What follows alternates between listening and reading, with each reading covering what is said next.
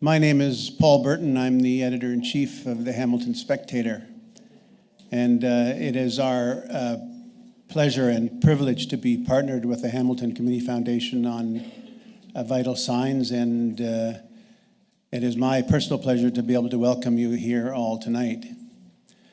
You know, in this business, we often lament the fact that we do a lot of great work and in an attempt to change the world, and nothing ever happens. And it's often true, but that is the way it rolls. However, in much of the time, and including in our partnership with the Hamilton Community Foundation on this project and others, it is refreshing and rewarding to see that it actually does make a difference. And your presence here tonight is an example of that, among many others that we're very proud of. So it is our pleasure to be here again, to welcome you here tonight. And I wish you lots of inspiring thoughts, and hopefully you can take it away and we can all help make a difference as well. So it is my pleasure now to introduce Teresa Smith, the Chair of the Board of the Hamilton Community Foundation, and thank you again. Teresa.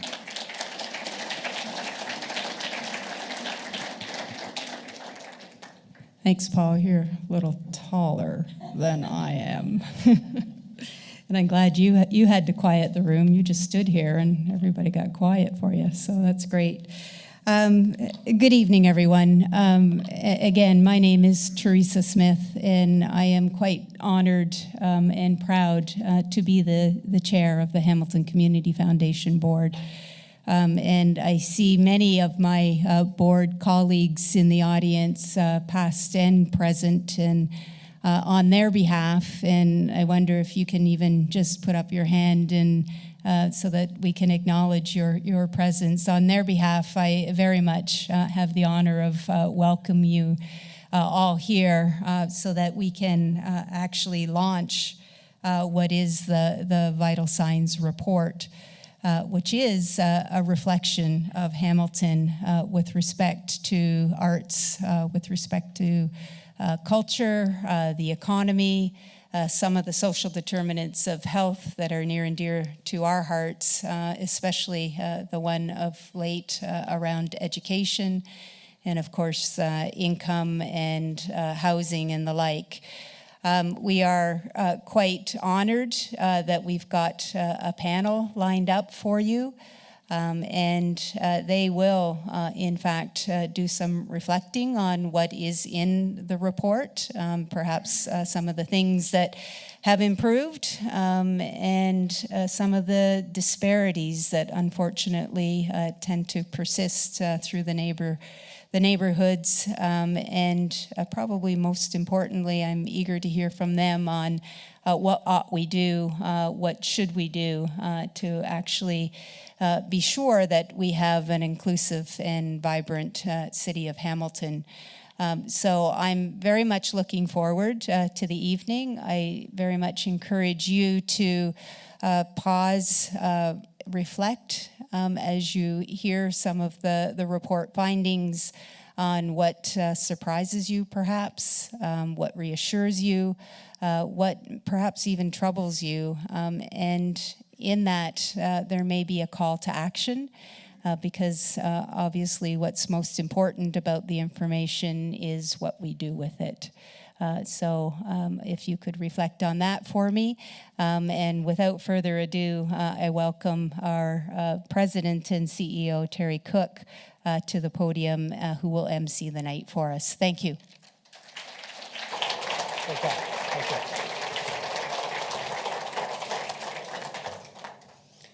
Thank you so much, Teresa, both for your leadership of the Hamilton General Hospital and for your leadership of our board.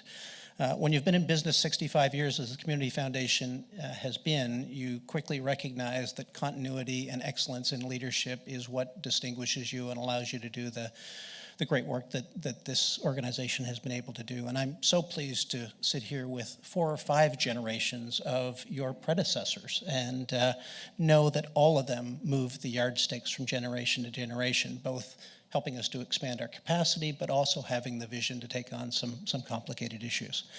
I'd also like to acknowledge Paul Burton and thank him for those kind comments, and Paul to recognize not only the partnership we have with Vital Signs and so many other things, but to appreciate and value the work of your team of journalists. Because in a day and age in which too often conversations are fact-free and opinions take precedence over evidence, what you continue to do as a daily newspaper in this town, particularly when it comes to the investigative stuff and the demographic stuff and the hard work that goes into Code Red and Vital Signs and so many other things, we have to recognize that this is a paper that continues to punch above its weight and really inform the conversations and the discourse in this community. And we are deeply indebted to the Hamilton Spectator for what you do. By the way,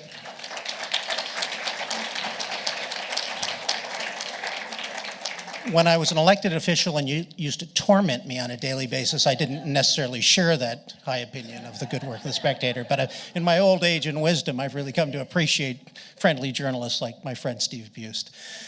We are here today to celebrate and to dissect with so many different community partners the progress that our Vital Signs report reflects. And it's been a while since we've had a long-form census really to base our assessment of the trajectory of Hamilton, the challenges, the progress, the areas in which we should feel encouraged, and those in which we should challenge each other to do better. This is not an exercise in spin or political partisanship, notwithstanding the fact that we have one election next week and another one in the fall. It's a chance to engage Hamiltonians in an accessible way in really an assessment of how we're doing across 10 criteria. Tonight, it's my pleasure to host a panel of subject experts that will engage with you in 3 of the defined areas, to talk to you with some depth about how we're doing and where we might consider changes in course and how we can put fuel on the areas in which we are making real progress. Before I do that, though, it's important for me to acknowledge an extraordinary team that put together this report. I get always the great fortune to stand up here at the microphone, but the real work, of course, is done by a very strong staff team that we have, led by Grace Diffie and Michael Parente, and a volunteer network from institutions and service providers across this community. And I'm going to introduce to you 2 people who were instrumental in leading that effort for us as volunteers. They're going to provide a high-level overview of the findings of this Vital Signs report, and then we're going to invite the expert panel up here both to answer some questions from the moderator, but then to open the floor to you. And one thing I know about Hamiltonians, and you look at the amazing turnout here on a beautiful Hamilton night, is that they're passionate about the community, they pay attention, and they tend not to be shrinking violets. And I expect that... In fact, Mark Cherkutsky, I encourage you to heckle here tonight, as I told you in the back row, that I'd be disappointed if there wasn't a full Hamilton discourse around the issues, because that, I think, is what drives positive change. So without further ado, let me introduce to you, first of all, Dr. Lela Ryan, who chaired our expert panel again. She is a former board chair at the Hamilton Community Foundation. She was previously, she's not retired, was a professor of nursing at McMaster University. She has had an unbelievable cross-section of governance leadership across a number of different organizations like the Hamilton Family Health Team. She sits on the Hamilton Roundtable for Poverty Reduction, and she chairs this extraordinary committee with great distinction and, I think, objectivity. Her co-pilot tonight is Jeff Wingard. Jeff has the misfortune of being the worst basketball player ever to come out of the state of Indiana. But when he came to his adopted hometown of Hamilton, Ontario, he added a great sense of civic passion. He's an independent researcher. He's done work for McMaster University on their access strategy for inner city kids, for Mohawk College on, and partners like the City of Hamilton on City Lab. He's worked with a number of neighborhood planning teams, and he assisted us, most importantly, at the Community Foundation on structuring our long-term commitment to post-secondary education for all kids, the Abacus program that we are so proud of. So let me ask you to provide a warm Hamilton welcome to our two leaders of the process that delivered this great vital signs report, Dr. Lela Ryan and Jeff Wingard. Life does not necessarily go smoothly. And one does get shorter. Everybody will get shorter as the evening goes on. It's a known fact. And tonight we are dealing in facts. It certainly has been a pleasure to be part of the Vital Signs team again. This is the third time that the Community Foundation has done this. And we're part of a group of 30 Canadian community foundations who engage in the vital signs exercise across the country. And we also are part of more than 50 communities who do this around the world. And it's not called vital signs for nothing, because what we really do highlight, the indicators are meant to tell us and enable us to bore right down into what is really going on in our city. We don't do original research, so we are very definitely dependent upon the generosity of a group of volunteers around the table, and I'll talk to you a little bit more about them in a minute. Sometimes we do ask for a particular report, but our aim in this exercise is to really gather the information for you and provide a resource for the community that's readable, relevant, understandable, interesting, and available. And if the past history of vital signs reports are any indicator, the work is used. Community organizations use it for looking at how they might plan for the future.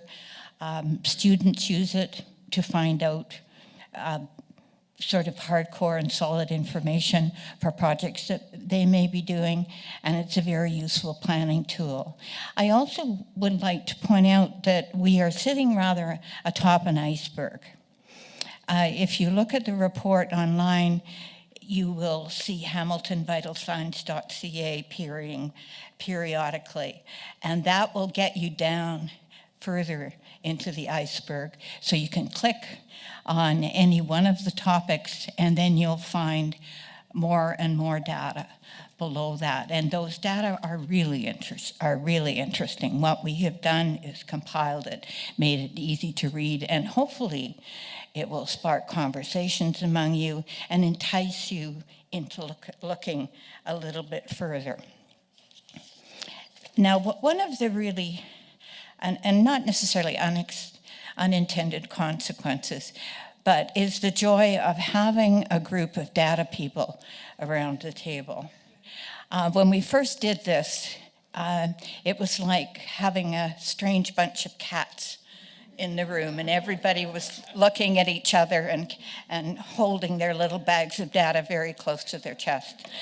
And within short order, people became interested in what others were doing, were surprised at what they were doing, and that tradition has carried on.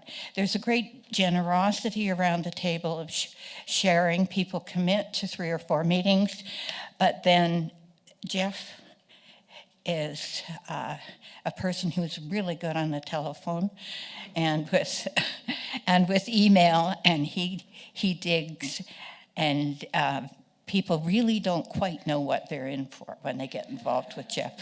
But the results are always good, and it's always an enjoyable process. Grace, would you? Oh, you've got it up, great. This is the wonderful group of people who were the data people around the table this time. And you'll see there's a great cross-section of various incarnations of the city, the school boards, community organizations, McMaster, and all of these people have a host of people behind them. And it is to them that we owe the quality of vital signs. So I would really like to give them a very large hand and a big thank you.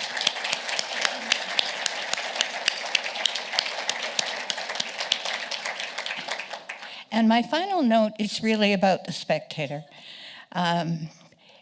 Over the years that I've been involved with Community Foundation, the Spectator came into the game early on when we were talking about reducing the level of poverty in the city. And it initially made a 3-year commitment to use poverty as its social issue for that length of time. That 3 years is long gone. And the continued support, and in fact the enhanced support, has gone on. And I thought it was rather symbolic at the way Vital Signs was presented this time. The wraparound piece that enclosed the Vital Signs report, when you opened it out, it was this great expanse of city. But it was really a wraparound. And the excellent reporting, the great institutional support have made an enormous difference in getting this message out. So I think we really all owe them and their fantastic journalists a big hand.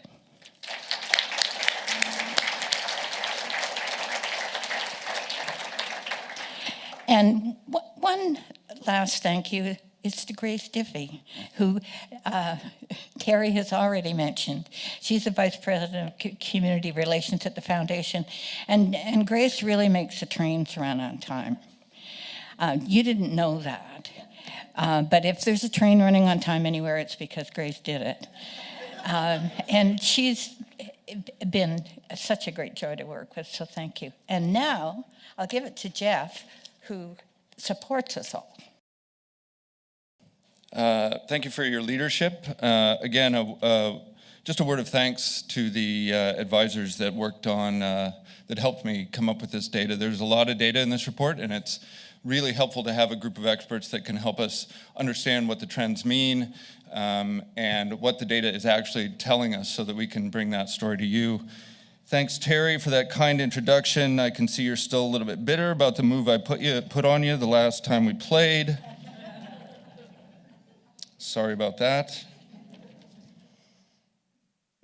But thank you for your leadership at the Community Foundation. So I just want to bring some of the findings of the report to you, and then we can move on to the panel discussion and dig a bit deeper into some of the subject areas. One of the strengths of Vital Signs is really the breadth of topics that we get to cover. It's one of the more interesting reports that I work on because we get to talk about things like arts and culture, environment, safety, transportation, all of these different components that I think really contribute to the quality of life in Hamilton. And this is one of the reports that really gets to capture trends across that wide variety of topics. So I wanted to talk just very briefly about how we selected the indicators.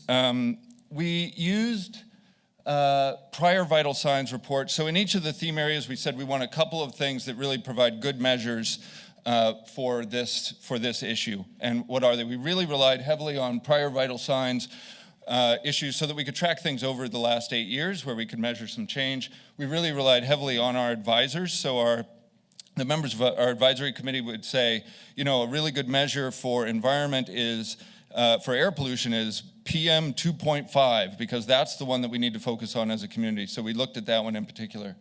And then we also are guided by the Community Foundations of Canada, who publish Vital Signs nationally, different places at different times, but we are tied into that network as well, and they're providing some support around data gathering. So once we decide on the indicators, we look at them three ways. We look at them have they changed over time? We also compare them against provincial and national averages. When we have data that is available for other cities, we actually use that to say how are we doing against London or Ottawa or Toronto or comparator cities. And then finally, I think one of the big learnings that we've had is that when we look at City of Hamilton averages, we look a lot like other cities in Ontario. And until you dig deeper and look at differences between neighborhoods and differences between groups within Hamilton, then we start seeing some of the disparities that exist. And so when we have data that lends itself to that, we really looked at the disparity measures. And we really do owe a debt of gratitude to the Spectator and Code Red and Steve Bust in particular around putting some of that together. We took a look at the work of the recent series he did on called All About Us, A Portrait of Hamilton, which did a great job of mapping some of those disparities that we will talk about tonight. So rather than going through each subject area and telling you what we found on each indicator, which you can do by reading the report, which we have copies back there or on the web, I'm going to talk a little bit about themes that we saw across indicators. So the first theme that we saw was that there was a lot of progress in the last 8 years that we have seen and over the last decade or so in Hamilton. We've seen high school graduation rates go up. About 90% of working age Hamiltonians have a high school diploma, which is a marked improvement over the last 10 to 15 years. About 62% have a post-secondary completion certificate or degree, which also is an increase. Air pollution has improved dramatically over the past 20 to 30 years. Regardless of which particular pollutant we are looking at, they have come down. That's been the result of efforts by industry, by citizens, and development of technology that's allowed us to do that. Overall crime rates, there was a small bump this last year, bump up in crime rates, but overall over the last 10 years, violent crime rates have fallen by more than half, which is a real marker of progress. Teen pregnancies also over the last 15 years have fallen by half. We're going to hear more about that with some of our panelists. And then one of the big areas of focus for this community over the past decade or so has been reducing poverty, and we certainly have seen reductions in the overall poverty rate and homelessness across the board. Now, we're not there yet on that, but we are headed in the right direction. So those are really encouraging signs. So the second theme that we saw was really evidence of Hamilton's renaissance, both positive and negative. The number of artists increased by 31% in the last 10 years living in Hamilton, living and working in Hamilton. The amount of grants that they're getting to do that work is increasing. The number of festivals is increasing. We just anecdotally heard that Supercrawl is going to add yet another night. That festival now attracts over 200,000 people annually. Festival of Friends, another huge festival, but also just neighborhood level festivals and events are increasing. The local economy has been really strong, and when this was actually a bit of a surprise for me as a researcher how strong 2016 and 17 were. When we looked at things like low unemployment rates, we had some of the lowest in Canada. In 2017, building permits continue to be above $1 billion a year for the past 6 and 7 years, and that's witnessed by the cranes that you see when you look at the skyline. Thanks, Grace. Train running on time. And job creation. In 2017, the Hamilton economy really created jobs across sector. We added 8% more jobs, which was really a remarkable increase. And one of the really positive things about that was that it was across all sectors. So it was healthcare, it was industry, it was manufacturing adding jobs. So that was really encouraging. Hamilton continues to have a really diverse economy. On the flip side of that, well, depending on if you're a homeowner selling your house, it was actually a great year. But if you're trying to buy a house prices the average house price broke the $500,000 mark in 2017. That is up dramatically since 15 years ago. The average house price was about $170,000, and we're now at $500,000. So it's gone up. That's been reported. And then rents are rising across the city, and the availability is really limited. It's really constraining the ability of people to find affordable housing. I think the Social Planning Council is actually releasing a report tomorrow that will delve into that in some more detail. And then continued inequities across neighborhoods. So we know that the economic renaissance is happening, but those benefits are unequally shared across neighborhoods. We did find some worrying trends that we saw. The waste diversion rates, we were diverting in 2010, we were diverting almost half of our waste, 49% away from landfill. Over the past 7 years, that's been falling. We're down to 42% being diverted. Youth and adult obesity trending up. Fewer than half of youth in our community are reporting getting the recommended hour of exercise daily. In spite of the progress that we've made around child poverty, we're still at 1 in 5 kids are growing up in poor families. We're hoping that some of the recent changes around minimum wage and the Canada Child Tax Benefit will have an impact. When we measured those policies were not in place yet, so we're expecting to see some additional progress on that. Women's homelessness, the emergency shelters for women continue to be full every night of the year in Hamilton, and in some cases over capacity. So some of the gains that we've been making in terms of homelessness have been primarily in the men's sector and not as much in the women's sector. And then finally, certain air pollutants, PM 2.5, benzopyrene, and there is one more, nitrous dioxide, remain stubbornly high and concentrated. Part of this is that we're actually developing better ways to measure air pollution in local neighborhoods, and that is actually allowing us to get a better understanding of impact that it's having at the neighborhood level. So there is certainly more work to be done on that as well.